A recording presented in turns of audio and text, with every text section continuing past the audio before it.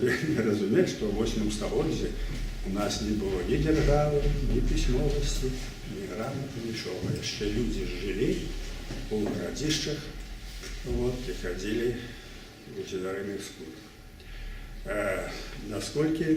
Наколькі гэта была вялікая розніца. Але чалавецтва, яно развіваецца паскоранымі тэмпамі. Нейкі народ, які быў на вельмі такім узроўні, скажам, невысокім, але шляхам паскоранасці ён вельмі хутка набірае культуру. Так здарыўся ў Европе. Рымская імперія пала, а усе гэтыя, так сказаць, готы, саксы, усе раптам пайшлі ўгару. Так пабудавана жыццё. І першы чалавек, які раскрыў механізм гэтага паскоранага развіцця ў культуры, гэта быў Максім Богданович. У 1915 годзе яго быў спецыяльны артыкул па гэтым, як развіваецца культура.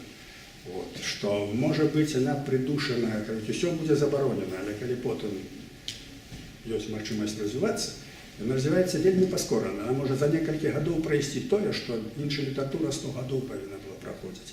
Яна забірае тое, што у сусветным плане ёсць ужо зроблена, адаптуе да сябе і хутка развіваецца.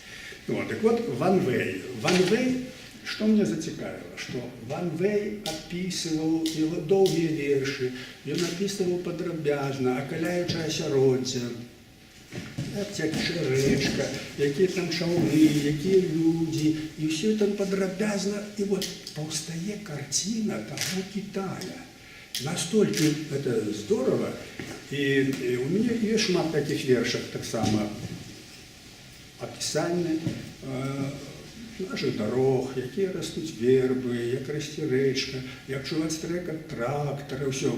Усю эту поліфонію жыццёвую выкласці ў такім простым вершы, які адлюстроўвае такую карціну бацькаўшчыны. Не буду тут зачитывать детали, просто я кажу, что многие поэты, яны пишут у однолькавым, як кажуць, ключы. Як Богданович писал, что он там был здзіўлены, что гэта не парні. Зразумела, што писал парні, якая его была поэзия. То я сильный для того, как пробовать разные подходы и разные методы. Розныя формы. І што мне найбольш блізка? Крамя Ван Вэя, мне яшчэ вельмі падабаецца Басё. Таксама японскі паэт, які прыдумаў так званае хоку хайкі. Это Басё і прыдумаў, да яго это ўсё пайшло. І в пэўнай ступені, я яшчэ так цікавіўся, это Райнер Марыя Рыльке, асабліва, калі быў яго пераклад на беларускую мову. Хаця я трошки пробовал по-немецку его читать, але не настолько ведал немецкую мову, как тонкости все зразумець. Так вось, у гэтым сэнсе адзін з такіх зацікаўленняў у мяне гэта пісаць кароткія вершы з 3 радкоў і з 5 радкоў. І з аднаго радка. Самое тяжкое написать верш з одного радка. Некалькі вершаў я написал. И некоторым читал и лічаць, что это верш. Скажем, тяжко, але есть сэнс. Аднойчы у 70-х годах стукаю в двери, открываю, а там Бендель Олег Андреевич, які цяпер інакам у манастыры, монах. Тады ён быў у аспірантуры, такі быў вясёлы чалавек, і усім захапляўся. І я толькі адкрыў дзверы, слухай, я верш напісаў, паслухай. Я слухаю. Боскае слово Леварушчызна. Все. І ведаеце, гэта верш. У адзін радок. Гэта сапраўдны верш. Пабудаваны на літарацыях. Ён сапраўдны верш, уражвае. Але вось придумаць такі верш один радок адчуць можна. Але неяк, скажем, ну, писать много, это вельмі тяжко. Можа появятся гении, якія так змогуць такое рабіць. Но на что только мне, скажем, хапіла, гэта писать трохрадковые, якія называют трацінамі. И я не стараюсь подражать Басёру, и не стараюсь писать ход. Мой подход такой, что показать несколько подходов. Вот один подход – это показать картину. Картину, якая типовая в основном для природы, якая буде адчута другими людьми. Бо гэта паэзія, як от Іхоку, яна існуе толькі паміж чытачом і паэтам. Бо чытач павінен уявіць тое, што уявіў паэт. Ён павінен уявіць тую карціну. Там плюскат сажалкі, лягушка скочыў. Хоп. Так? Значит, вот это треба уявить, эту картину, гэты гук, это все. Японская ментальность дае это легко воспринимать. Для нас это может тяжелее. Вот. Бо, ну, вы ведаете, яких там свято месяцы, які сидят на берегу, коли там складають верши, там пьют свое всякое, это совсем другая. Вот. Так вот, я так само ставил такую задачу, как одна из задач – это створить вот такую картину, якая выкліче адпаведны резонанс у людей, якія так само бачили такую картину.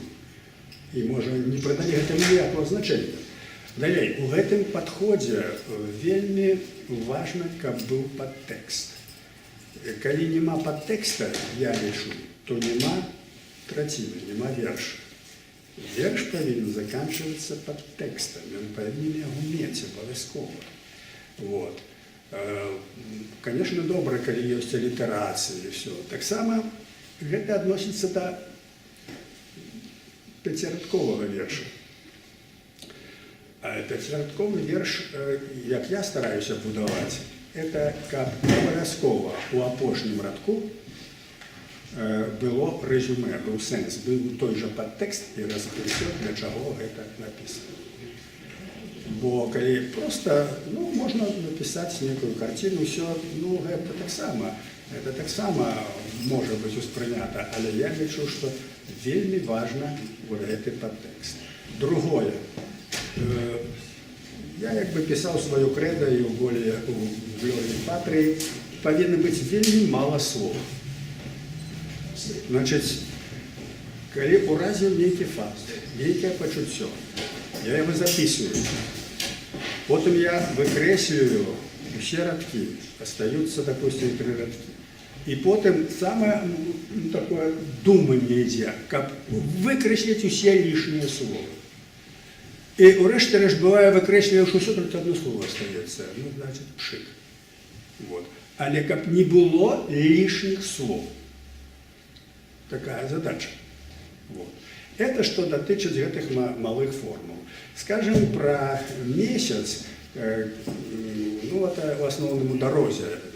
Десятки вершин только, скажем, одному месяцу присвячены. Они все разные, повинны, потому что ну, месяц это сапраўды, это особливая з'ява, яка викликає певне містичне відчування. Ми глядимо на сонце, ми містичних відчувань не маємо. Але от ніч, місяць, глядіння на місяць, це породжає зовсім другі думки, зовсім другое естетичне сприйняття землі, світу. Вот. Ось що дотичить гэтых таких простих форм.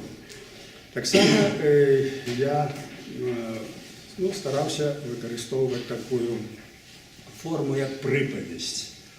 Это коли рассказывается некая история у вершах, яка має ну, певну свою мораль. Скажем, ну, найбільш відома зараз, это шмат нават повторяють, это скрижование.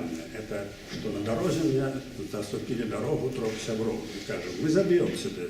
Ну и в конце концов, як вышло, что все эти сябры здрадили, вот, а потом оказалось, что логично перавага на нашым баку. Вот. І вынік такі, што ўсё атрымалася добра, все мы разышліся. І апошні раз толькі з таго часу я стаў вельмі асцярожны з сябрамі да першага скрыжавання. Банальная мудрасць, банальная, але калі яе выкласці в некай такой форме, паэтычнай, то яна хораша ўспрымаецца і ўспрымаецца лягчэй. І для чаго і важна у паэзіі шмат такіх простых думак у паэта, ўсё, але яны хутка засвойваюцца, таму што это паэзія дапамагае сама эстэтыка. Хараство, выяўленне, дапамагае засвойванню такіх ісцін, якія у другой форме, скажем, в форме индоктринации, яны просто не засваиваліся, а паэтычна это засваиваецца. Ну і яшчэ што я павінен сказаць, што для мяне вельмі важна у мастацтве і у фотаграфіі, якой я займаюся, і у літаратуры, гэта эстэтычны аспект. Калі няма хараства, няма мастацтва. Мастацтва – гэта эстэтыка. Мастацтва – гэта выяўленне ісціны цераз хараство. Таму ісціна заўсёды прыгожая. Істина заўсёды прыгожая. Чаму я пра гэта кажу? Такія рэчы банальныя, якія вы разумееце, таму што сучасны стан і мастацтва, і літаратуры, ён дэпрэсіўны, ён дэгенерацыйны. Распаўсюджана, асабліва ў масавай культуры, антыэстэтыка. Самая бредота, самая грязь, самое паскудство. Человеку трэба найсці нешта дрэннае, нешта нізкае. І гэта тыражыруецца, часам дастаткова прафесійна, у сэнсе мастацтва. Але гэта ўсё ўзровень дэпрэсіўны, ўзровень разбуральны, альбо ўзровень нізкі.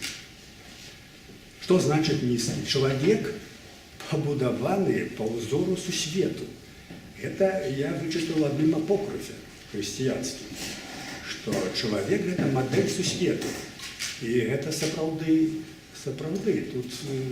Тут не выпадково сказано, что человек сусвет. Что Господь створил человека по образу и подобности своей. Это цікаво. Так вот, мы говорим низкое и так далее. Так вот сусвет, вот центр человека. Что высокое? Высокое сердце, думки, полет. Вот это высокий узровень. Есть высокое мастацтво, якое говорить об высоких идеях, об чистых почуттях, сердечных, об усіх. Есть мастацтво социальное, это вот стравобот. Да. И есть мастацтво низкое, органы выделения и так далее. И наше, так сказать, либидо, гормональное все, так само относятся и до гэтага, и до гэтага. Вот. И у мастацтва вот такие простый прием, когда мы говорим, что это низко. Низко, потому что мастак засяроджены на низким. Он засяроджены на низких почуттях, на низких отчуваннях, на низким успринятии низких людей. И оправдание будет такое, так мы же люди, и все нам не чужое. Приводят сведомую фразу: я человек, и ничего человечего мне не чужое. Это вы разумеете, релятивистский абсолютно подход, где так не вызначается, что есть добро, а что есть древно. Потому что у житті самое важное для человека – разуметь, что есть доброе, а что есть древное. Коли этого понятия нема, человек просто не отбывся. Человек просто не отбывся. То же самое у мастацтва. Мастацтва повинно вельми докладно тут вызначать, паколькі мастацтва цераз хараство мастацтва наближается до Бога. Вторая, бо истина пригожая. Коли хараства нема, коли эстетики нема, значит все, это просто бредоты. Вот. И мы переживаем, такий час, что мы бачим, что вокруг целая концепции появились. Мне приходится спотыкаться, особливо, як я бываю у Європі, то я там на разные конференции, там, мастаки там польские, там немецкими приходят, дают некие свои альбомы. Вот. Ну и вы знаете, это некий жах. Это некий жах. Это у мастацтва пайшлі люди, які элементарна не могуць нават намаляваць чалавека ў фас. Яны не маюць ніякай школы. Але яны вялікія абстракцыяністы.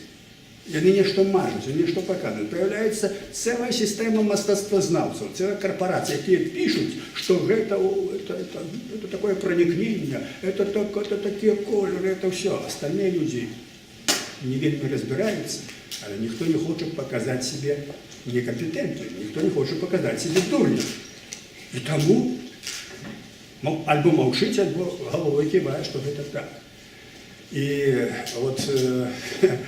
вот эта з'ява зараз, я лічу, что европейское мастацтво, ну, сколько мне приходится, конечно, есть и хорошее мастакище, есть целые накірунки, які стараються у ретроспективной форме, навоколо академічной, маляваць, каб захаваць вот гэты ўзроды, каб не допустить распаду мастацтва. І калі ў пачатку 20-го стагоддзя посмехались, бо появилось шмат таких революционеров, вот дадаисты, скажем. Их задача была короткая, литература. Знищить культуру. Знищить литературу, все, они писали всякую абракадабру. Это такое левое мышление, ну, ни до чего не привело. Были дадаисты, ничего в литературу не сталося, потому что ну, таким методом немагчыма ничего. Але сама постановка питання, якое было у людей, які не хотели ничему учиться, не имели талентов, имели претензии на талент и увоходили у литературу вот такими вот фокусами. Вот. Так вот, то, что значит, я подкреслил такие традиционные моменты, вот, бо безумовно, коли мастацтво тратить хараство, тратить эстетику, это не мастацтво.